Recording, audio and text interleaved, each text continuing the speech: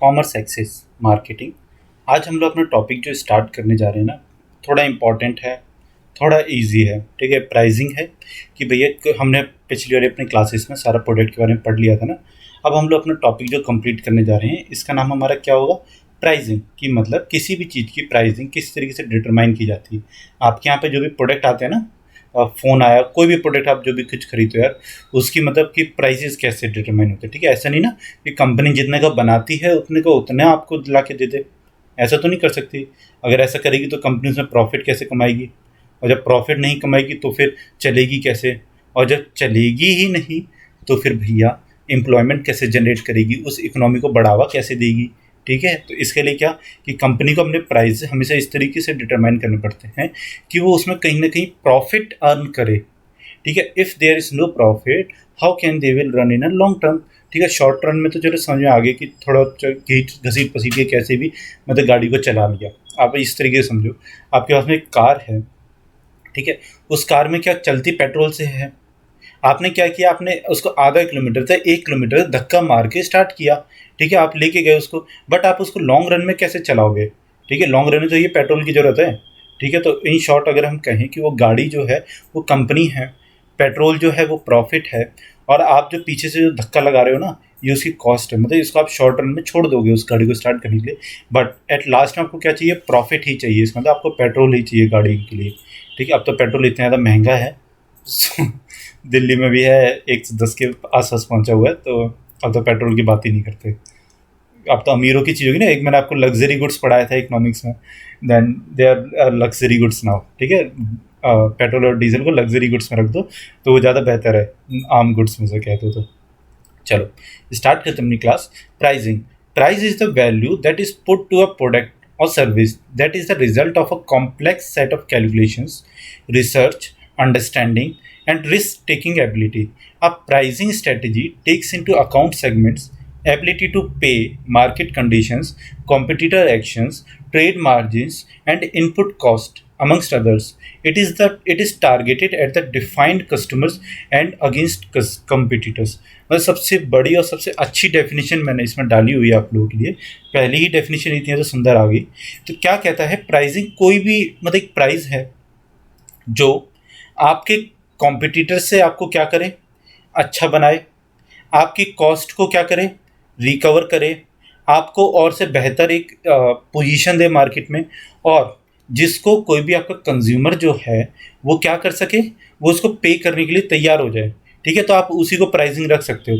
आप भैया 10 रुपये का साबुन है, आप उसकी प्राइस 100 रुपये रख देते हो, but your consumers are not willing to pay this amount. तो आप कैसे उस अमाउंट को क्या नाम है मार्केट में सस्टेन कर पाओगे। या तो आप फिर उसकी मार्केटिंग इस तरीके की करो जैसे डव करता है, देन उसकी प्रोडक्ट की अपनी एक स्पेशलाइजेशंस हैं, वो उसको गिनाता है। बट आप जैसे कोई हो गया 10 रुपये वाला साबुन है, आप मार्केट में उसको 100 रुपये प्राइस कर देते हो, और आप चाहते हो कि भैया मैं तो ह्यूज से ह्यूज प्रॉफिट निकाल सकूं। प्रॉफिट ऐसे नहीं कमाया जाता।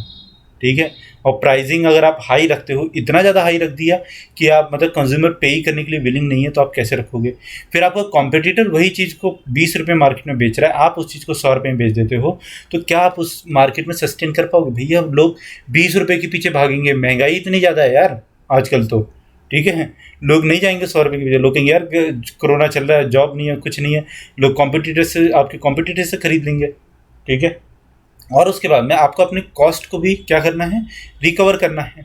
अगर आप कॉस्ट को अपने रिकवर नहीं करते, इन शॉर्ट रन आप मतलब 1 साल 2 साल 3 साल खींच लोगे अपनी कंपनी को, बट 4-5 साल 10 साल 20 साल आप अपनी कंपनी को नहीं चला पाओगे, आप डूब जाओगे और आपका बिजनेस क्या हो जाएगा, बंद हो जाएगा। तो मैं अगर आपको बताऊं बहुत ही ज़्यादा सिंपल वे में, आपका बिजनेस रन करना या नहीं करना, ये सब आपकी प्राइसिंग स्ट्रेटेजी के ऊपर ही डिपेंड करता है। ठीक है, आपका प्रोडक्ट कहीं ना कहीं धरा रह जाएगा, आपकी प्रमोशन स्ट्रेटेजीज रखी रह जाएंगी, और आपकी प्लेस, ठीक है, जो मैं आपको बताया था, तो वो सब कहीं ना कहीं रखे रह जाएंगे अगर आपकी प्राइसिंग स्ट्रेटेजी अच्छी नहीं है तो अगर आप देखोगे कि बिजनेस एट लास्ट मतलब आखिर में जाके सारा के सारा प्राइसिंग के ऊपर ही डिपेंड करता है। ओके, चलो आगे चलें अपने लोग।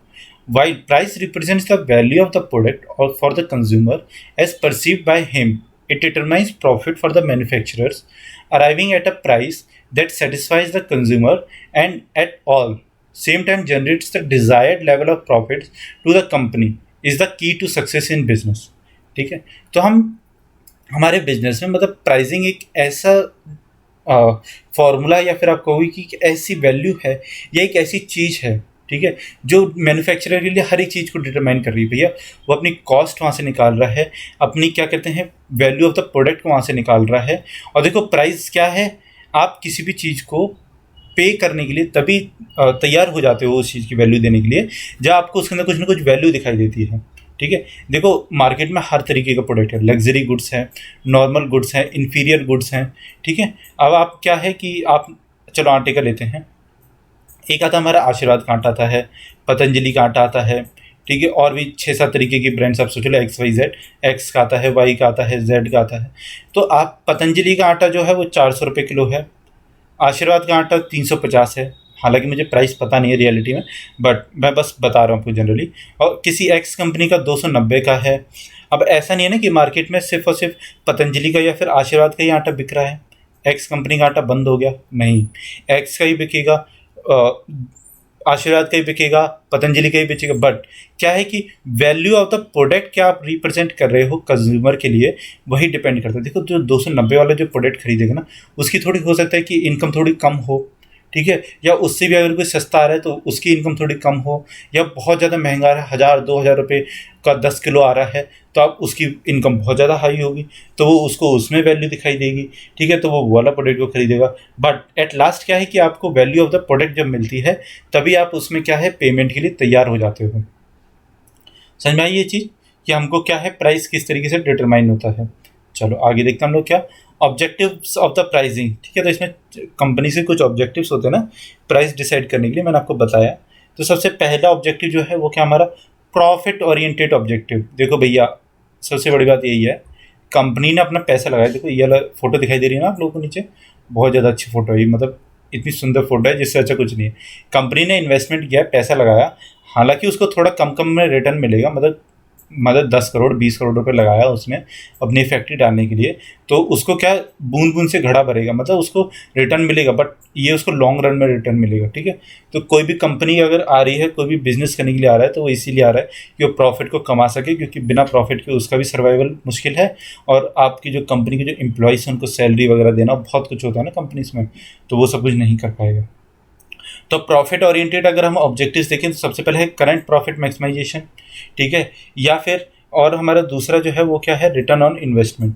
देखो करंट प्रॉफिट मैक्सिमाइजेशन में क्या होगा कि कंपनी स्टार्टिंग में आते ही क्या करे, प्राइस को एकदम हाई कर दे, और प्राइस को इतना ज़्यादा हाई कर दे कि आप उसमें क्या सोचो कि भैया इतना ज़्यादा हाई प्राइस है यार, कंपनी कर क्या रही है। कंपनी कुछ नहीं कर रही, कंपनी आपका शॉर्ट रन में क्या निकाल रही है, प्रॉफिट निकाल रही है। और जब कंपनी प्रॉफिट अपना निकाल लेगी तो एट लास्ट में वो क्या करेगी, धीरे धीरे करके प्राइसेस को डाउन करने लग जाएगी। जैसे कि हमारा एडिडास है, ठीक है, तो इसमें क्या हुआ, स्टार्टिंग में कंपनी आई बहुत ज़्यादा हाई प्राइस में बेचती थी, एंड देन फिर क्या किया उसने अपना कंज्यूमर बेस बना लिया, बहुत ज़्यादा प्रॉफिट निकाल लिया।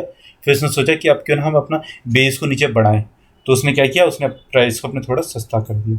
फिर आता है हमारा achieving desired return on investment. Return on investment का मतलब होता है कि आपने जितना भी इन्वेस्टमेंट किया है उसका आपको रिटर्न कितना मिल रहा है। ठीक है, कुछ कंपनीज की ऐसी सोच होती है कि हम जल्दी से जल्दी अपना रिटर्न ऑन इन्वेस्टमेंट निकालें। ठीक है, कुछ कंपनीज इस तरीके से चाहती हैं कि हम अपना थोड़ा टाइम दें और रिटर्न ऑन इन्वेस्टमेंट आराम से आने दें।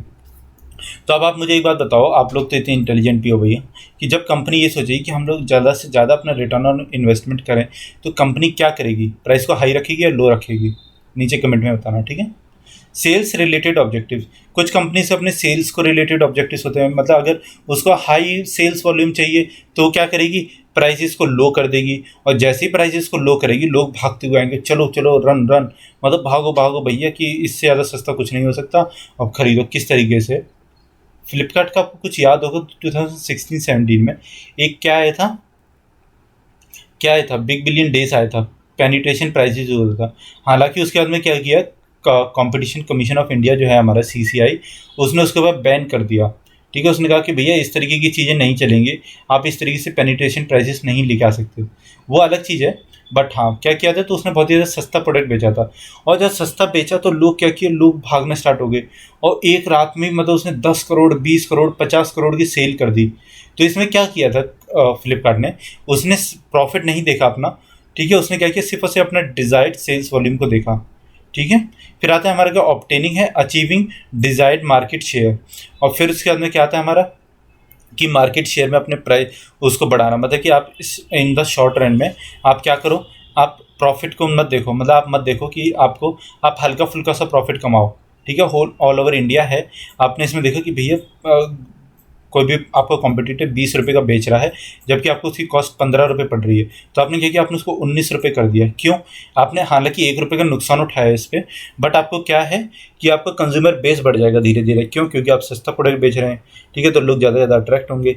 फिर क्या आता है हमारा ऑब्जेक्टिव्स ऑफ प्राइसिंग। तो सबसे पहले हमारा क्या आता है, कॉम्पिटिशन ओरिएंटेड ऑब्जेक्टिव्स, ठीक है। कॉम्पिटिशन ओरिएंटेड ऑब्जेक्टिव्स हमारा क्या है, टू प्रिवेंट कॉम्पिटिशन, या फिर हमारा आता है सर्वाइवल, ठीक है। दो चीज़ें हैं कि हम किस तरीके से अपने कंपटीशन को प्रिवेंट करें। तो हम प्राइसेस को क्या करेंगे, अगर हमारा कंपटीशन मार्केट में बहुत ज़्यादा हाई है, ठीक है, इतना ज़्यादा हाई है कि आप उसमें मतलब सक्सीड नहीं कर पाएंगे, आप ऐसे सोचें, तो आप प्राइसेस को लो रखेंगे। और अगर आपका कंपटीशन क्या करता है, कंपटीशन लो रहता है, मतलब इक्का दुक्का कंपनी से, तो आप क्या करोगे, अच्छा प्रोडक्ट के नाम पे प्राइसेस को हाई करोगे, एंड देन आप उसमें हाइयर रेट पे प्रोडक्ट्स को अपने बेच सकते हो, ठीक है। तो ये हो गया। फिर हमारी बात आती है कि सर्वाइवल की बात आती है कंपनी से। अगर मार्केट में कंपनी को सर्वाइव करना है तो क्या करेगी, प्राइसेस को हल्का फुल्का लो करेगी, ठीक है। क्योंकि कंपनी ना सर्वाइव शॉर्ट रन में नहीं, सर्वाइव हमेशा लॉन्ग रन में करती है। इकोनॉमिक्स एक फंडा होता है इस तरीके से, लॉन्ग रन और शॉर्ट रन। शॉर्ट रन में तो कोई भी कंपनी टिक जाएगी मार्केट में, 5-6 साल तो भैया कोई भी कंपनी टिका जाती है, बट बात वो होती है कौन 50-60-70-80 साल टिक रही है कंपनी, ठीक है। तो सर्वाइव अगर करना है तो उसको प्राइजेस को क्या अपने कॉम्पिटिटर्स के बराबर ही रखना पड़ेगा, या फिर हल्का फुल्का उनसे लो रखना पड़ेगा। फिर हमारा आता है अदर ऑब्जेक्टिव। तो इसमें क्या था, हमारा प्राइस स्टेबलाइजेशन या फिर हमारा प्राइस लीडरशिप, ठीक है। तो दोनों ही इंपॉर्टेंट है। प्राइस स्टेबलाइजेशन का मतलब ये होता है कि हम लोग किस तरीके से अपने प्राइस को स्टेबलाइज करें, कि भैया आपके यहाँ पे जितना भी प्राइस है, ठीक है, जितने भी आपके यहाँ पे क्या है प्राइस हैं, उसको आप क्या करोगे, स्टेबलाइज कर दोगे, मतलब अपने कॉम्पिटिटर्स के बराबर रख दोगे। तो उससे क्या होगा कि आप मार्केट में सर्वाइव भी कर पाओगे, और आप मतलब कि जैसे क्या होता है, देखो रियलिटी का आपको इकोनॉमिक्स से फंडा समझाता हूँ। क्या है कि आपका परफेक्ट कंपटीशन है या फिर मोनोपोलिस्टिक कंपटीशन, हज़ारों कंपनियां हैं यार कंपनी में, मार्केट में, ठीक है। आपने अपना प्राइस बढ़ाया, ठीक है, इन कंपनी से अपना प्राइस नहीं बढ़ाया, इन्होंने अपना प्राइस यहीं तक रखा, क्या लोग आपके पास आएंगे? नहीं, लोग भाग के यहाँ पे पहुँच जाएंगे, ठीक है। अब दूसरी सिचुएशन बताता हूँ। ये एक मार्केट पहले से बेस बना हुआ था, यहाँ पे सबका प्राइस था, ठीक है। मार्केट में हालांकि किसी तरीके से कॉस्ट बढ़ जाती है, आपके कॉम्पिटिटर्स क्या करते हैं, कॉस्ट को अपना बढ़ा देते हैं, बट आप सोचते हैं यार हम यहीं पे रहते हैं, ठीक है, हम अपने सामान सस्ते में बेचेंगे, लोग आपके प्रोडक्ट को कहीं ना कहीं चीप समझेंगे और वो लोग इसकी तरफ मूव कर जाएंगे। और इन द लॉन्ग रन में क्या होगा ना कि ये लोग आपसे ज़्यादा प्रॉफिट कमाएंगे, और जब ये आपसे ज़्यादा प्रॉफिट कमाएंगे तो ये मतलब प्रमोशन ज़्यादा करेंगे, और फिर आपसे ज़्यादा बेहतर बता पाएंगे अपने प्रोडक्ट को, रिसर्च एंड डेवलपमेंट कर पाएंगे, और सर्वे करेंगे मार्केट में, जिसकी वजह से क्या होगा, उनका प्रोडक्ट मार्केट में बेहतर हो जाएगा, और कहीं ना कहीं आप नीचे रह जाओगे। तो इस केस वाले केस में क्या होगा कि आप मार्केट से क्या हो जाओगे, वैनिश हो जाओगे। तो इसलिए कहते हैं कि मार्केट में प्राइस स्टेबलाइजेशन या फिर प्राइस का जो ऑब्जेक्टिव है उसको बहुत ही ज़्यादा मतलब डीप में जाके स्टडी करना पड़ता है, ठीक है। ये चीज़ समझ में आई? चलो आगे चले। Factors influencing price determination. हालांकि हमको ये वाले अब देखने हैं कि प्राइस डिटरमाइन करने के लिए क्या क्या फैक्टर्स को कंपनी को अपने मतलब दिमाग में रखना पड़ता है। तो सबसे पहले हमारा आता है the value of the product as perceived by the buyer. क्या हालांकि हमारा जो प्रोडक्ट जो है मार्केट में, क्या उसको रियलिटी में कंज्यूमर एज अ प्रोडक्ट या फिर एज अ प्राइस पे करने के लिए मानता है, क्या उसकी मतलब दिल में से डिज़ायर्ड है कि हाँ वो इस चीज़ के लिए इतना वैल्यू को पे कर सकता है। जैसे मैंने फ़ोन ख़रीदा 10,000 का, मुझे उसने दे रहा था भैया 1 GB रैम दे रहा था, 16 GB इंटरनल मेमोरी दे रहा था, 1 MP फ्रंट कैमरा दे दिया, 2 MP बैक वाला कैमरा दे दिया, प्राइस रख दिया उसका 10,000। क्या मैं उस वाले फ़ोन को कभी खरीदूंगा? कभी नहीं खरीदूंगा। मुझे कहाँ मिलेगा? 8 GB रैम मिल जाएगी, लगभग 28 GB, सॉरी 64 GB आपको क्या मिल जाएगी उसमें, इंटरनल मिल जाएगी। तो मैं उस वाले फ़ोन की तरफ जाऊँगा ना, मैं ये इतना सस्ता इतना घटिया फ़ोन क्यों खरीदूंगा? तो इसलिए क्या होता है, the value of the product is perceived by the buyer. तो आपको ये चीज़ ध्यान में रखनी पड़ती है, जो आप वैल्यू जो प्रोडक्ट दे रहे हो मार्केट में, ठीक है, क्या उसकी रियल में इतनी वैल्यू है भी कंज्यूमर के दिमाग में? अगर नहीं है तो वो नहीं पे करेगा। फिर आता है हमारा प्रोडक्ट की कॉस्ट। आपको उसके बनाने में लागत कितनी आई? देखो दो चीज़ें होती हैं, एक होती है हमारी कॉस्ट होती है, ठीक है। जब हम कॉस्ट में अपना क्या करते हैं, प्रॉफिट को प्लस कर देते हैं, तो इक्वल्स टू हमारा क्या आ जाता है, तो इक्वल्स टू हमारा क्या आ जाता है, प्राइस। ठीक है। तो cost plus profit equals to हमारा क्या होता है, प्राइस होता है। तो प्रोडक्ट की कॉस्ट कितनी है और आपको प्रॉफिट कितना अर्न करना है, तो आप इसी के ऊपर क्या करोगे, अपने प्राइस को डिटरमाइन करोगे। फिर आता है क्या हमारा कंपटीशन, कि भैया मार्केट में आपको कंपटीशन किस तरीके का, अगर आपका परफेक्ट कंपटीशन है तो आप प्राइस के साथ में ज़्यादा खिलवाड़ नहीं कर सकते। बट अगर आप मोनोपोली हैं तो आप प्राइस कुछ भी रख सकते हो और कोई आपसे कुछ कह भी नहीं सकता, क्योंकि भैया आपका एक अधिकार है और कोई क्या ही बोलेगा, मतलब आप बोलोगे खरीदना है तो खरीद, वरना आगे निकल। ठीक है। फिर आता है क्या हमारा government companies policies. Company short run में ज़्यादा प्रॉफिट अर्न करना चाहती है, लॉन्ग रन में ज़्यादा प्रॉफिट अर्न करना चाहती है। ठीक है, ये सब कुछ कंपनी के ऊपर डिपेंड करता है। अगर शॉर्ट रन में ज़्यादा अर्न करना चाहती है तो वो प्राइसेस को क्या करेगी, हाई रखेगी। लॉन्ग रन में करना चाहती है तो थोड़ा जेन्युइन सा रखेगी। लोग क्या करेंगे, उससे कंपनी से में जुड़ेंगे, कंपनी के प्रोडक्ट को खरीदेंगे और फिर उसके अंदर फिर से वापस आएंगे खरीदने के लिए। ठीक है, ये चीज़ समझ में आई। फिर आती है क्या हमारी गवर्नमेंट रेगुलेशन।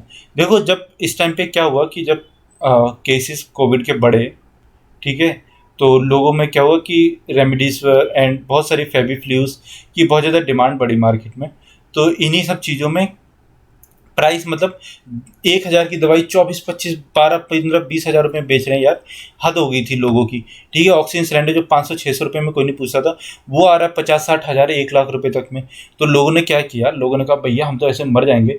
गवर्नमेंट ने देखा यार हमारी पब्लिक तो बहुत ही बेहाल हो गई, चलो ऐसा करो कि इसमें अपना क्या करो, कुछ इस तरीके का लगाओ कि मतलब प्राइजेस को इतना लो कर दो कि लोग भी खरीद पाएँ और कंपनीज को क्या हो, नुकसान ना हो। तो गवर्नमेंट अपने कुछ रेगुलेशंस को लेके आती है। फिर आते हैं हमारे अदर एलिमेंट्स ऑफ मार्केटिंग, और इसके अलावा कोई भी अगर कंपनी मतलब सोचती है इन्फ्लुएंस होने से, तो वो सारे हमारे किस में आते हैं, अदर एलिमेंट्स ऑफ मार्केट्स में आते हैं। अब हमारा आता है basic methods of price determination, कि कंपनी किस तरीके से प्राइस को डिटरमाइन करती है। सबसे पहले आता है हमारा कॉस्ट बेस्ड प्राइसिंग, और फिर आता है हमारा बायर बेस्ड प्राइसिंग। ठीक है, और एक हमारा क्या आता है, कॉम्पिटिशन बेस्ड प्राइसिंग। तो ये हमारे 3 तरीके के ही हैं प्राइस डिटरमाइन करने के क्या मेथड, जो कोई भी कंपनी अपने आप चूज़ कर सकती है। तो कॉस्ट बेस्ड प्राइसेस में अगर हम देखेंगे तो इसमें आता है हमारा कॉस्ट प्लस प्राइसिंग। जैसे मैंने आपको बताया, कॉस्ट में प्लस प्रॉफिट अगर कंपनी कर देगी तो इक्वल्स टू क्या आता है, हमारा प्राइस निकल के आता है। तो जहाँ हमारा प्राइस कंपनी को क्या करना है, अपनी मतलब कॉस्ट तो भैया हर कोई रिकवर करता ही करता है। ठीक है, जब आप कॉस्ट को रिकवर कर रहे हो प्लस हल्का फुल्का से उसमें प्रॉफिट ऐड कर देते हो तो आपका क्या आ जाता है, प्राइस आ जाता है। फिर आता है हमारा क्या, ब्रेक इवन एनालिसिस। तो ब्रेक इवन का मतलब ये होता है कि देखो हर कोई कंपनी जब स्टार्ट होती है तो पहले वो लॉस में होती है। ठीक है, वो धीरे धीरे बढ़ता जाता है, उसका बढ़ता जाता है, फिर वो एक पॉइंट पे आके क्या करती है, यहाँ पे आके सक्सीड करती है फिक्स्ड कॉस्ट को, और फिर उसके अंदर क्या होता है, उसकी कॉस्ट कम हो जाती है और उसका जो अर्निंग होती है वो ज़्यादा हो जाती है। और जब ये वाला जो पॉइंट होता है ना, ये हमारा ब्रेक इवन पॉइंट होता है। तो फर्स्ट वाले केस में देखो कंपनी ये चाहेगी कि ना कि उसको कुछ ना कुछ हालांकि प्रॉफिट हो तो यहाँ पे कमाएगी, और इस वाले केस में वो क्या करेगी, सिर्फ और सिर्फ अपनी कॉस्ट को निकालेगी इन शॉर्ट रन में। लॉन्ग रन में वो क्या करती है कि प्रॉफिट अर्न करने लग जाती है। ठीक है, फिर आता है हमारा क्या, बायर बेस्ड प्राइसिंग। तो सबसे पहले क्या आता है हमारा परसीव्ड वैल्यू प्राइसिंग, कि हाँ हालांकि हमारा बायर इतनी वैल्यू को पे करने के लिए रेडी है तो हम लोग क्या करेंगे, इतनी वैल्यू उसमें दे देंगे। ठीक है, फिर क्या आता है हमारा डिफरेंशियल प्राइसिंग। तो डिफरेंशियल प्राइसिंग में हमारा क्या आता है कि भैया कि आप एक जगह पे ज़्यादा प्राइस दे रहे हो, दूसरी जगह पे कम दे रहे हो। ठीक है, इस तरीके से। हाँ कि किस तरीके से, कि आईटीसी है 10 तरीके की, 12 तरीके की उसकी क्या है, सिगरेट्स की ब्रांड है। वो एक को 20 रुपये की सिगरेट देती है, एक को 12 रुपये की, एक को 15 रुपये की, एक को 30 रुपये की। तो वो अपने प्रोडक्ट में थोड़ा चेंजेस कर देती है और फिर क्या करती है, इस तरीके से डिफरेंशियल प्राइसिंग को करती है। फिर क्या आता है हमारा कंपटीशन बेस्ड प्राइसिंग। तो कंपटीशन बेस्ड प्राइसिंग देखो सबसे पहले क्या है, गोइंग रेट प्राइसिंग, कि मतलब जो रेट चल रहा है आप उसी में चलने दो। ठीक है, आप मतलब उसमें ज़्यादा कुछ छेड़खानी मत करो, नहीं तो आपके कंज्यूमर आपसे क्या करेंगे, दूर भाग जाएंगे। ठीक है, तो जो चल रहा है उसको चलने दो। फिर हमारा क्या आता है सील्ड प्राइसिंग। तो ये थोड़ा बड़ा टॉपिक है और थोड़ा मतलब मैं कहूँगा कि अच्छा, या फिर कहेंगे कि थोड़ा डीप का टॉपिक है। ठीक है, सील्ड बीट प्राइसिंग में। बट हाँ मैं उसमें आपको बता देता हूँ, तो उसमें होता है कि आपको डीप में ज़्यादा जाना नहीं है। तो इसमें क्या होता है कि कंपनीज़ क्या करती हैं, कंपनीज़ मतलब अपने प्रोडक्ट को लॉन्च करने से पहले मार्केट में अपने एक बिडिंग करती हैं कि हाँ भैया आप मार्केटर हैं, आप मार्केटिंग करते हैं। ठीक है, मतलब कंपनी को इतना ज़्यादा एक्सपीरियंस नहीं है मार्केटिंग का, तो कंपनी क्या करती है कि अपने प्राइसिंग का मतलब बिडिंग करवाती है, कि डिफरेंट डिफरेंट कॉम्पिटिटर से पूछती है, मतलब मार्केटिंग के जो लोग हैं उनसे पूछती है कि भैया आप हमारे प्रोडक्ट को कितने रेट में बिकवा सकते हो, आप हमारे प्रोडक्ट को कितने रेट में बिकवा सकते हो। तो इस तरीके से क्या 10-15 कंपनीज आई होंगी वहाँ पे बिडिंग के लिए, तो जो कंपनी सबसे ज़्यादा रेट में बता देगी वो बिडिंग उसको दे देगी कि भैया ठीक है आपका मार्केटिंग का आपके ऊपर, अब आप हमारे प्रोडक्ट को क्या करो, मार्केट में बिकवाओ। ठीक है। ये क्या होता है हमारा sealed bid pricing. Going rate pricing में हमारा क्या था कि किस तरीके से कंपनी क्या कर रही है कि रेट में जो भी है चल रहा है मार्केट में उसी हिसाब से चलने दो। कोका कोला, थम्स अप और पेप्सी, तीनों के रेट में आप देखोगे मार्केट में जाके कोई बहुत ज़्यादा फर्क नहीं आता। फ़र्क इतना सही होगा कि मुश्किल से 2 रुपये 3 रुपये, या फिर जनरली कि प्राइस क्या होगा नॉर्मली सिंपल सा एक ही जितना ही होगा। ठीक है, ये चीज़ समझ में आई। चलो अपनी क्लास यहीं पे ख़त्म करते हैं अपने। और देखो अगर आप हमारे चैनल के साथ में नए हो तो प्लीज़ चैनल को सब्सक्राइब कीजिए, हमारी वीडियोस को लाइक कीजिए, शेयर कीजिए दूसरे बच्चों के साथ में। जो लोग इसकी और तैयारी कर रहे हैं उन्हें बताइए किस तरीके से हम कॉमर्स एक्सेस आप लोगों के लिए फ्री बैच दे रहे हैं। ठीक है, आज हमारे प्राइसिंग की फर्स्ट क्लास हुई है, प्राइसिंग की एक और क्लास होगी जिसमें हम लोग अपने प्राइसिंग को पूरा कंप्लीट कर लेंगे। ओके, आई होप आपकी आज की वीडियो आपको सब कुछ समझ में आया होगा। और अगर नहीं भी समझ में आया तो कोई बात नहीं, आप नीचे कमेंट कीजिए और पूछिए कि सर ये चीज़ समझ में नहीं आई। और अगर आपको वीडियो अच्छी लगी है तो नीचे कमेंट करके बताइए, फीडबैक भी आप दे सकते हो मुझे, कोई प्रॉब्लम नहीं है। ठीक है, आप उसमें बता सकते हो कि किस तरीके से सर ये चीज़ इस तरीके से है, ये चीज़ इस तरीके से है, तो हम लोग उसको इम्प्रूवमेंट करेंगे। और अगर इम्प्रूवमेंट नहीं भी करना, आपको अप्रिशिएशन करना तो आप कर सकते हो। ठीक है, अप्रिशिएशन तो भाई सबको ही अच्छी लगती है, मेहनत कर रहे हैं। और देखो इस वाली वीडियो से पहले एक वीडियो डाली थी जिसमें हमने मार्केटिंग का टेस्ट डाला था 20 क्वेश्चंस का। अगर आपने वाली वीडियो नहीं देखी तो प्लीज़ उसको जाके देखिए और कल उसके हम लोग सोल्यूशन अपने डालेंगे। Okay, thank you so much. और हमारी वीडियो से इस तरीके से देखते रहिए, लाइक करते रहिए। मिलते हैं अपनी अगली वीडियो के साथ में। Thank you.